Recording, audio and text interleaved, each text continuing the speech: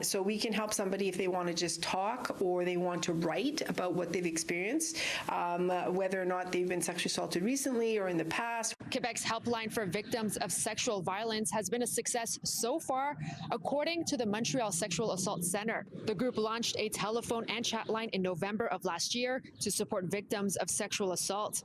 Since then, counselors have conducted 1,400 interventions through the chat line alone. For who's specifically reaching out to the chat line, we've noticed we have a significant number of young people, so between 14 and 17 years old. The helpline is run by a team of 28 counselors.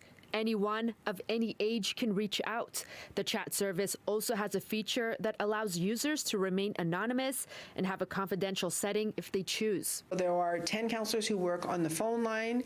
There are 8 counselors who work on the chat line now that we've expanded it 24/7. And we have 10 counselors who are on our on-call list. Even though the chat line and telephone helpline is available for anyone, it's mostly young girls that reach out, says Director of the Montreal Sexual Assault Centre, Deby Trent. There will always be more women just because there are more women who've been sexually assaulted. According to Quebec's National Health Institute, approximately 1 in 9 females and 1 in 20 males in the province have reported being sexually abused by an adult before the age of 15.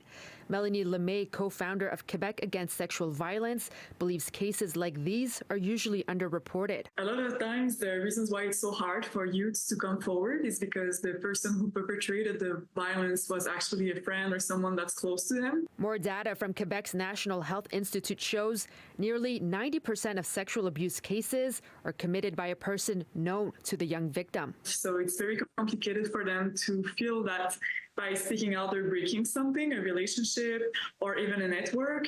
Sometimes it's being on the same team. So we realize that sports team. So we realize that there's still a lot of obstacles for youths to come forward. We're still continuing to improve, to develop our services, to develop the ways that we respond to people in that manner. In Montreal, Swidda Rassy, City News.